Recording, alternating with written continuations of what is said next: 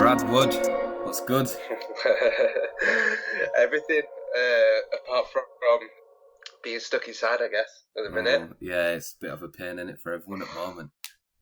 Yeah, it's not great. How's life though? You good? Yeah, I'm all right. I'm keeping well. I'm keeping as well as I can do. Good. Right, I'm gonna kick straight into this. Oh yeah. So, as a photographer, this is Right. bad jokes, by the way, just to give an insight to people, right? Me and Brad first met on this TV series that I was working on, which was, I don't even want to say out just because you might be watching, but it was a tough time. But we soldiered through it together, and it was literally the first time we met each other was through that experience. So the fact that you stuck with me all the way throughout that, you're a real G. Yeah, I completely agree. We're not going to talk about it, but Mate, you know, the best thing that came from that is like our friendship. So 100%. I think it made it stronger than it ever could have been. I think because of the situation that we was in. Yeah. So yeah, obviously made a great friendship from it. But yeah, as a photographer, do you think like talking about just the oversaturation of photography? Do you really think it's oversaturated? Oversaturation. In terms of like, what I mean by that is everyone's trying to become a photographer Yeah. and basically do the same shit. So like, how do you Yeah. then stand out from them? Well, in my industry, because I mainly do nightlife stuff, I'm not really like a commercial photographer. I work in nightclubs, so I work in Tank in Sheffield every week. Love Tank. It's main work at Rock City as well in Nottingham. Love Rock City, amazing venue again. Then I do loads of festivals, stuff like that, all wide events festivals around Rotherham. It's crazy good, but I think what puts me apart from the crowd is probably my ability to adapt. Mm-hmm. The ability to adapt is really important for the specific environment that you work in. Yeah. So I'm not going to, like I work at Kettle Black in Sheffield as well. I'm not going to go to Kettle Black in Sheffield and shoot that the way I would Tank. Yeah. I wouldn't shoot it like a rave. I wouldn't, you know, it's a classy cocktail bar. I think that ability to shoot different styles helps me staying on top of my game, 100%. making sure I get that work. Yeah, 100%. No matter what it is. And then I do weddings as well. Weddings, amazing. I'm just still finding my feet with weddings. Yeah, I think that's a tough industry as well because end of the day, like everyone's gonna get married at some point, or at least like 70% of the population is gonna get married. So there's always the market there. It's just like getting your first gig and then getting it out there. It's kind of like the toughest part in terms of that. Also with nightlife, to be fair, like that's a tough industry to really stand out in. And to be fair, you're making that mark now. And the fact that you said the ability to adapt, that's exactly what we did with the TV series as well. Exactly. And I think it's a really good thing to actually touch on because, like I said, if you don't know how to adapt to certain things or certain environments, then all in well, like you're not going to be going that far because, like you said, you need to be able to think fast on my feet. Blah, blah, blah, yeah, blah. that's so, like, it. There's always situations that are going to fuck up your shoot, or there's always something that's going to go wrong. So the will to adapt is key in this game, especially. Yeah, it's like, you know, I've turned up to shoots before, and it's not only adapting on shooting different styles. It's adapting on maybe I might have forgot something, or I could have done with this certain light in this certain environment, but I've not got it.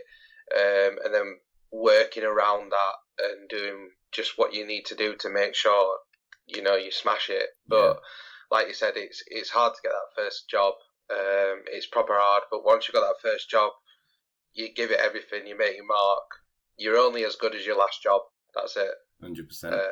And I wanted to touch on the subject of when you actually started, because everyone thinks, oh, if you've got to do video or photography, you've got to be in the game for ages. And it's not true because you've only just, well, not recently, but you're quite new to the game as well as me.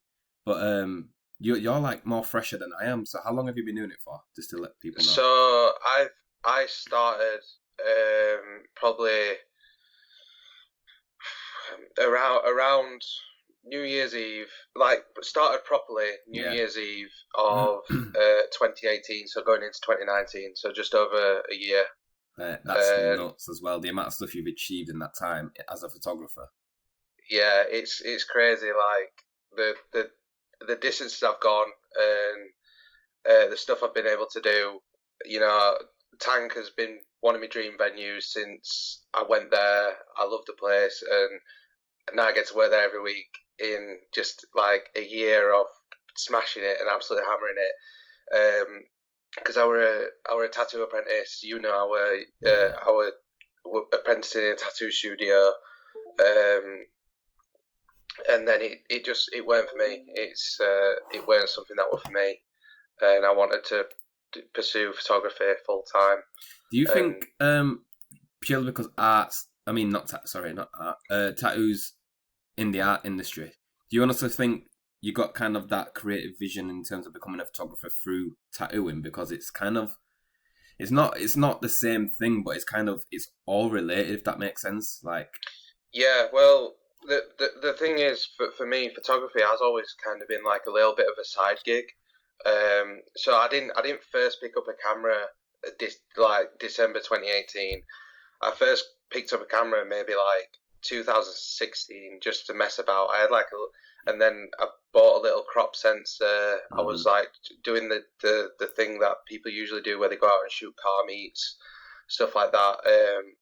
But what really pushed me like ahead so quickly, I think it was because I was gelling with other photographers and photographers that I liked. Photographers that don't even do nightlife photography, they don't do event photography. There's a guy in Sheffield, Tom Kaler, is like the coolest guy ever. He's the guy that got me into photography, as well as a guy called John Langley that I know from round here.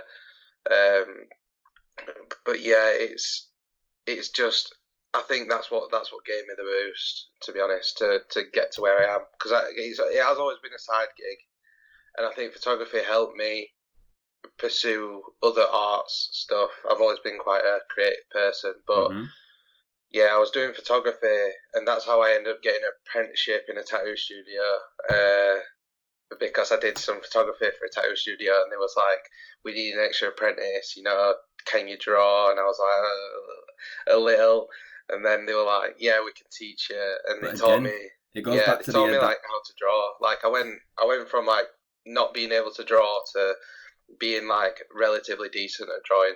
And that also obviously relates to photography because it's about adapting to new things. Yeah, that's it. It boils down to like your personality and things like that. 100%. I was about to say, do you think, because you're like me and you just click straight away, so I'm assuming you've done that with a lot of clients and people anyway. So I think personality is key in terms of having a good client base as well. Like, not even just being a nice person and being in the community of the photography world, but also with your clients. I think personality is what sells you as a business more than anything. Like, your work speaks for itself, but then if they meet you and they think, oh, he's a bit of a, you know. Yeah, that's it. Like not based on personality wise, but based on looks wise. When I went and got my hands tattooed in Barcelona, I was a little bit worried about that. I was a little bit worried about what look I'd be giving off or whatever. But you know, no one's ever batted an eyelid at that, because like, not being big headed, but I try my hardest to be as nice as possible to clients, and I think that's the key, and that's why I've managed to get the jobs that I've got, because I'm just lovely to clients. I always go that extra mile for them. And at the end of the day, they're putting money into our pockets and making us live a life that we want to live. You know what I mean? So you've got to respect that as well. I think 100%. That's where it comes from. Let me just double check how long this has been recording for. So we've gone kind of over the saturation bit. How do you progress? Like, how do you innovate new things? Like, do you watch a lot of tutorials, or do you kind of like... First of all, who's your inspiration? Like, what made you want to get into photography? I know obviously you said the tattoo studio and stuff like that. You did a bit there, but what really made you think, right, I want to do that as a full-time career? As a photographer? Do you know?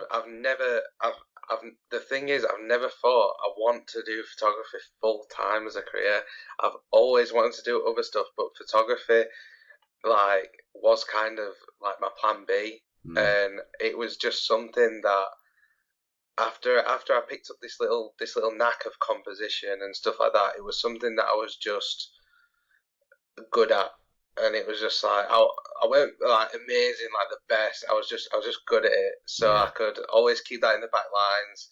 Always trust that I was getting jobs, and then if I ever wanted to advertise and get more jobs, I could do that.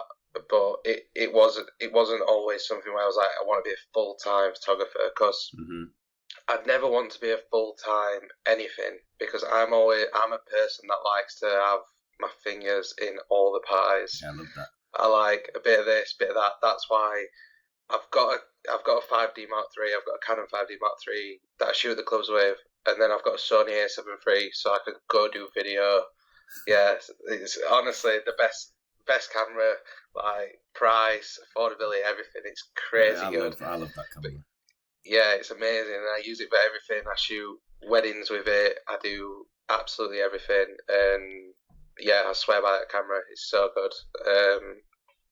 But yeah, that's the thing. I've never said I want to do full-time photography, just photography. But at the minute, I am. That is my main source of income. So, that's what I am doing. That's crazy. Like, to think that it always usually is the case. Though you hear stories and you're like, well, I didn't want to be it, but I ended up doing it full time anyway. It's same with me. Like, I wanted to be a dancer, really and truly. That was my true passion, and then I just found media. I think it all kind of relates to the same thing because you've had the same kind of background. It's all creative freedom. Tattooing is a bit of like creative freedom. A lot of people come in and say, well, just get creative with it. Same with dancing. The fact that you can express yourself through something that is your own. It's something that's related through media for me, and I feel like it's done the same with you with tattooing.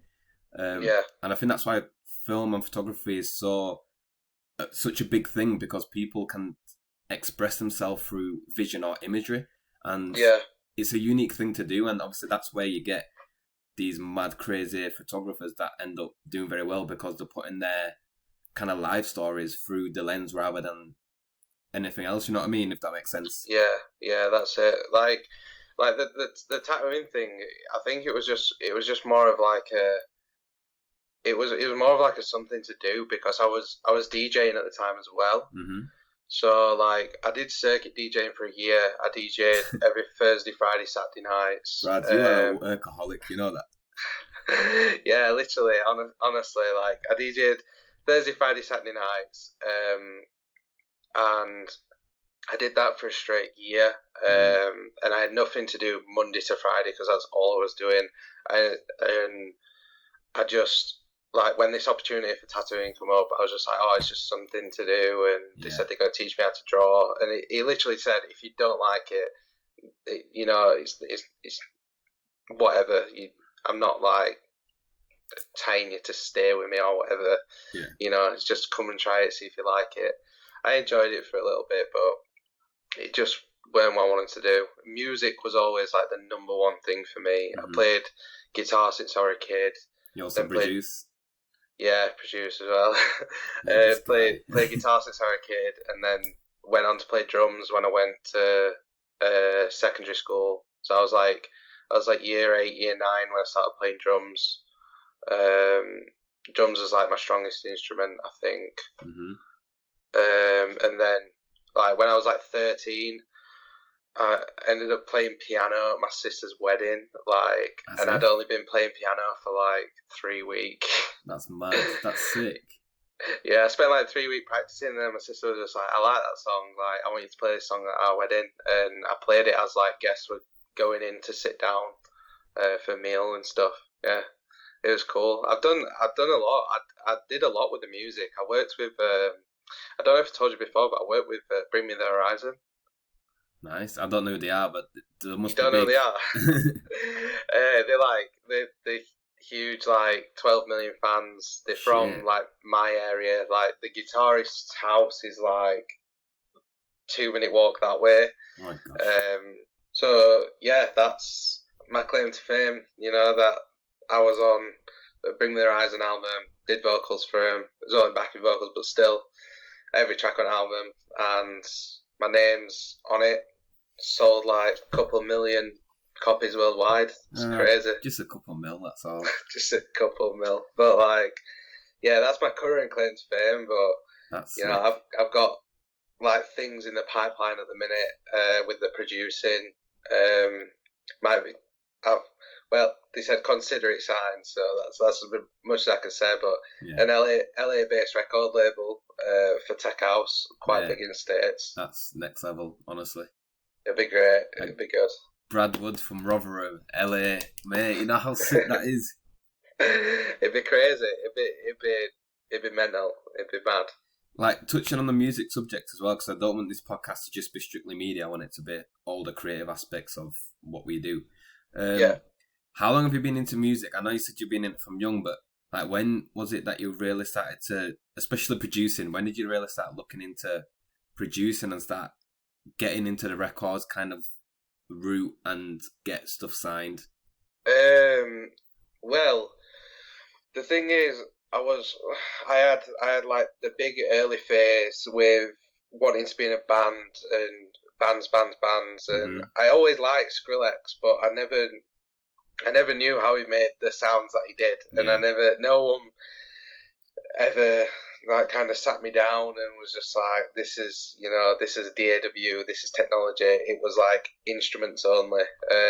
So is Skrillex only instruments only? What do you mean? Like Skrillex, is it not? No. Skrillex is like it's all electronic, it's all done on a computer. Okay, but I just mean my upbringing was like fully instruments. Like my dad played guitar when he was younger, and like he literally. I just remember one time, I think I was like 10 years old. Mm-hmm.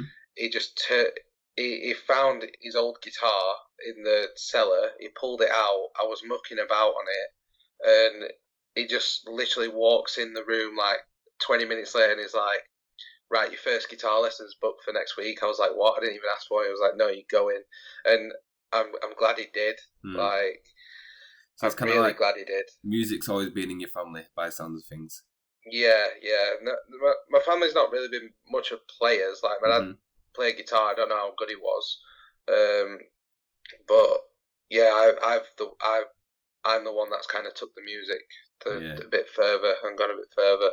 So you're like a self-branded person, as well as photography, you got music, and then as well as music, you kind of, if you wanted to go back to tattoo artists, you could do that.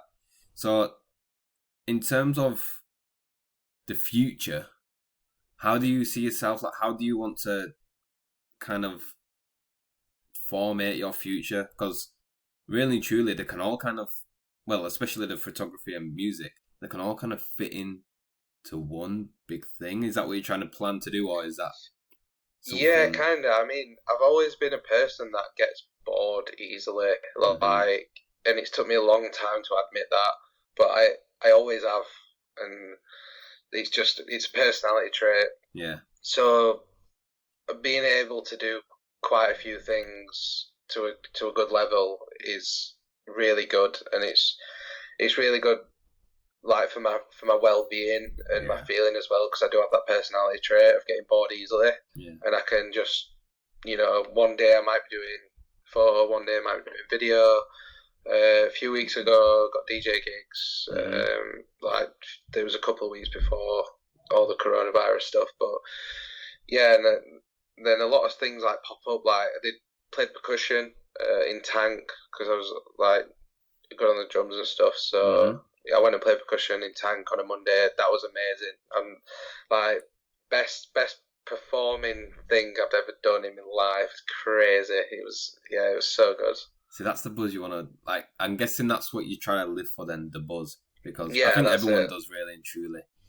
I think once you start doing the same thing every single day, it kind of becomes a bit boring and there's no buzz there. So I kind of see that in your personality. You're always trying to innovate, to do something different, in order to follow that buzz. I understand that a lot. Yeah, 100%. That's it. And as for future wise, like in maybe like I think it's like 4 or 5 year. Mm-hmm. I'm going to start looking at moving to Australia, just because of the opportunities, stuff like that. I've got all the skills that I've learned back here. I want to move that over, take that with me. I just want to be somewhere that's sunny. I've got I must have some kind of seasonal mood disorder type thing. I don't know if there's a real thing for it or whatever. But I'm filming at the moment. What's up? Fish and chips. No, I'm alright. I'm gonna make the fish. That thing. It's alright. But yeah, moving to Australia. Yeah, that's what I want to do. I want to really just take all the skills I've got and just go out there. But I think when I'm in warmer environments, and I think my mood's just a lot better. And 100%. I honestly 100% agree with that. I think the weather is actually a scientific thing. I think weather changes the moods on people, and spring and summer shows when people are the most happiest. I think sun. Yeah. I don't know what it is. I'm not a scientist, but I know the sun does something to people in terms of the energy and the boost and the and whatnot. But I have that same idea. I want to try live in LA for a year or so and just see how it goes, basically and truly. Yeah, I've got a few people in mind on Facebook that I kind of want to approach and suggest the idea and say, look, I'm willing to fly out. I'm willing to do everything and put my whole career and life online to just learn and adapt to how bigger people do it and how bigger production scales work, because I want to be on that set. And I know I can do it in UK, but there's no better place to do it than where it originated from. Exactly. So I'm kind of going for that route. From a marketing perspective, how do you do that? Because as a photographer and a musician, and you work in nightlife, which is obviously what you love to do and probably your main focus or whatever. I don't really know. I'm just guessing that that's what you really like to do. That could go hand in hand so much. Yeah. And do you use that to its advantages? Because if I was you, I would 100% use it to its advantages. Yeah, I do use it to my advantages. Some of the clubs that I've worked at for photography, when they found out I was a DJ, and sometimes they maybe needed cover or something, but it's easy to link stuff together when you've got that kind of personality trait. You see, it is easy to be linking it together, jack of all trades type 100%. kind of thing. But I think the route that I'd love to basically go down and follow, the only person I can genuinely compare it to is Phil Dolman, wedding photographer from Birmingham. He's also a DJ, goes by the name of Ill Phil. He was big jacking scene. He's followed that through. Lovely guy. Amazing. yeah, he's a lovely guy, and his sound as well. And I've met him a fair few times. We've spoke about weddings and stuff like that. But yeah, he's like wedding photographer by day, because I do love doing weddings and stuff like that, and then DJ by night and weekend. I've always been, picking and choosing where I want to work. I want to be at a point as well, especially if I'm focusing on weddings when I get to Australia, and only big events, not so much the smaller nightlife stuff. That's... I forgot where I were. If I'm focusing on weddings, I want to be able to pick and choose the ones I want to do. 100%. Because that's what Phil does at the minute. He's so good at what he does, and it's because he's got to that point as well where he can physically make that financial decision and pick and choose on what he wants to do, because he's obviously gained that rep up. Yeah, and I think that's what will happen once, especially Australia. Like, I guarantee that weddings in Australia, you couldn't even make the image look shit if you wanted to. Like, you know what I mean? It'll be stunning. It'll be absolutely amazing. I love that business plan, mate. And I wish all the best for you. Yeah, thanks, man. I think you're gonna smash it, to be honest, mate. Yeah, so I've got another international booking this year for a wedding. That's just been rearranged to October. Nice. But I'm going to Ibiza to shoot a wedding, which would be crazy good. A lovely guy called Jordan. met him on Facebook. He was after a wedding photographer, and I was like, yeah, I'll fly out, man, no worries. And he loved the pictures, he loved the portfolio. So it's going to get reckless over there. Oh yeah, it'd be crazy. It'd be absolute havoc. I'm going to go for like 5 days. I'm not just going for like 2 days for the wedding. Yeah. You gotta go for like 5. Yeah, you do right. Earn what you've worked for and then spend it all. Yeah, exactly. just blow it all in 5 days. So in terms of like speaking about Facebook and how you got work, is that where you kind of target your audience, or do you just spread it throughout the whole social media? Because for me, I'm trying to do everything in different lanes, but for different reasons, if that makes sense. I'm trying to target different audience for different things. Like, I don't do YouTube to get work. I do YouTube because I enjoy it, and I want to grow an audience and help people out. Although Facebook and Instagram, I get a lot of work from there because I use it more as showing off my work, and and engage. It's easier to get engaged with people rather than YouTube because I feel like that's more of a different thing. And then TikTok's another place where I just do it for fun and be a bit creative with. It's kind of like TikTok's making me learn more than anything. It's making me just do random videos and just kind of challenge myself on how to do visual effects and animations and stuff like that. Yeah, and squeeze it into something that's that short big as well. Yeah, and yeah, exactly. Short. So it's kind of like it's really pushing the boundaries. So how do you? Well, photography for TikTok's booming at the moment. Is it really? Yeah, it's massive, like huge. I didn't know that. Like my TikTok page has like 6 TikToks on it, and one of them hit like 260k views. Yeah, really. Yeah. One of them, like kind of went like, I guess, like semi-viral. Nah, that's viral. I class that as viral. None of my videos have even gone over 2,000. Yeah, the engagement was crazy on it, and it's just. Honestly, there's some TikToks I've put some proper effort in, and like they're all just jokes. They're just joke stuff. But I put a fair bit of effort into a few of them. A few took me like a good 20 takes. This one take, it was literally me saying, "I can't believe a single piece of spaghetti is called a spaghetto." It was just literally that, and it just said, "Google it if you don't believe me."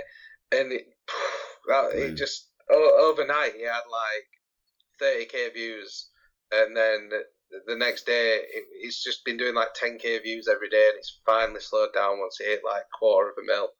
But it's mad. And then there's TikToks as well that just put so much effort in, and they've got like 1,000 views. So it was like, oh god. It happens, bro. I mean, I ain't even reached anything like that yet, so I'm just steadying away and just trying to do something where I'm staying true to what I do. So I've got one that's dance, but I don't dance anymore. I just do it for fun. And then I got one media related, which is more just like I said, challenging myself a little bit and also promoting my YouTube. So it's kind of like trafficking the TikTok viewers to my YouTube, but also same with YouTube, trafficking to that. So, but I think that's about it really. I just want to finish on, what's the advice you would give to other photographers or just people that are listening right now, moving forward? Anyone that's listening, depending on, it depends on what levels people are at, but I'd fully recommend like the route I was able to take to get all my gear and to really get that step up was, I still live at home. I got a Sony A7 III on finance. I don't recommend people to take out finance, just anything like that. But I saved up money to make sure I was able to afford it, basically. Mm-hmm. And yeah, I got all my gear while I was living at home. I got the gear that I knew was going to get me jobs. So like, I had a 5D Mark III for ages, and that's all I had. And then by getting a Sony, I've basically doubled my income, like just from like a couple of people, like one body and like 2 lenses. That's all I use for it. And yeah, I'd recommend like getting the gear that's gonna get you the jobs. Like, it's not all about gear; it is about creative ability as well. Yeah, I just fully recommend getting the gear that's gonna get you the jobs. Like, for example, I've outsourced some work sometimes because I've been too busy. I'll message 5 people for a job, say I'm recruiting for this job. This has genuinely happened, not naming names or anything, but message 5 people. These 2 have like a D750, so I'm not bothered. It's just crop sensor camera, whatever. This person has a Sony A7 II. Like this person has a Sony A7S Mark 1. This person has a Sony A7 III. Yeah. Like I just, and they've got like G Master lenses for it as well, and these people have just got like kit lenses or whatever. I'm gonna go to this guy. I'm gonna say, show me your portfolio before I go to these 2. If the portfolio's not good, I'll move to the other 2. Yeah. So I'll always ask gear before portfolio. And I think it's that's true, because you also want to recommend someone, especially one of your clients, that has the same sort of camera for the same quality, because end of the day you don't want them to think, well, we're paying the same but we're getting less quality. Exactly. So I understand what you mean by that, but he isn't saying by all means equipment's everything, because that's not his message. His message basically is, with a client, they just see it as quality difference. They don't see it as, oh, this guy's work's amazing. You know what I mean? So it's kind of like, you need to understand your client as well as understand the game. That's it, 100%. But like, yeah, there's if you know they've got a camera that, fair enough, it shoots 1080p. If it only shoots 1080p at 30 frames a second, I do everything at 60. Like, or even 120. I'll do 1080p at 120 sometimes, depending on job. But having the camera with the capabilities always helps, and I think it's not all about gear, but the gear will get you extra jobs. 100%. You need to be creative as well, because like I say, even though that guy might have the gear, he might not have he'll have no idea. So all the gear, no idea, and I'll end up being like, right, I'd rather these guys with the idea but a bit less equipment. 100%. And balance itself out. It's all about balancing out. 100%. And one thing that I think that makes your quality better in general, no matter what camera you have, is lighting. Yeah. So like, don't think about, oh, he's got a Sony A7 Mark III and I've only got a Canon 5D Mark II. That doesn't mean his quality is going to be better, because if he doesn't know how to light, then his footage is going to be completely awful.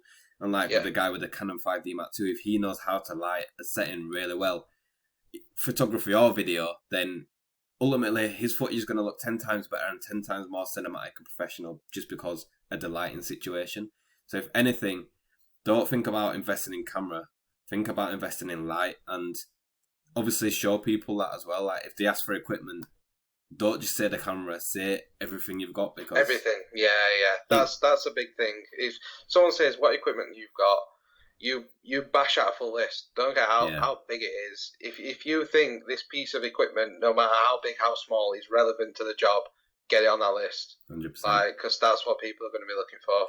And yeah, just get out, shoot more. I'm quite behind on doing stuff like that, because I work like every week, and not a lot of the time I get to shoot for myself and put into still, like a creative idea, but you're still learning on jobs though. Like, I find that sometimes, like a lot of times you kind of do the same stuff and whatnot, but with some jobs, especially when you know the client very well as well, and you're comfortable with doing different things around them, you can propose it and then say, look, I've got this idea, can we give it a go? And then that is how I created my best video to date, and it was Dan Schiffer inspired video. And I literally approached, because I was so good with these clients, I was so good friends with these clients, I knew I could approach them, and I knew I could say, I have this idea for a promotional video for your bar. They were just opening a brand new bar, and I said, I've got this idea, let's do it, trust me. And they did, because we have that relationship. They put the trust in, and it blew them away. They were like amazed. It was like, how is that even done? And it's a trust thing. Everything boils down to trust. Like, not even just with media related, that's just life. Like, everything is to do with trust. And if a client trusts you, then they're going to allow you to do more stuff that you want to do. And obviously, if you're in a community, a photography community, if you start putting trust in people, they're going to start using you more if their workload's too much. So I think that's it. Just build a good trust network, and things will happen. Basically, ending on a life lesson. Yeah. Building trust is the key to everything. 100%. Honestly. Well, Brad, it's been awesome speaking to you. It's been a while, so after after this quarantine stuff, we're gonna have to meet up and chat. Yeah. But get some food. Yeah, that's all we ever do. 100%. But yeah, thank you for that, mate. It's been awesome. Yeah, thank you for having me, man. It's honestly been a pleasure. It's so fun to chat about stuff like 100%. This. And it gets a lot off your chest, like I said earlier. It just gets so much off your chest, and you're also helping a lot of other creators more than you think. So yeah, nice one. Awesome. Lovely. Take it easy, bro. All right, catch you, dude. Speak soon. Peace. Bye.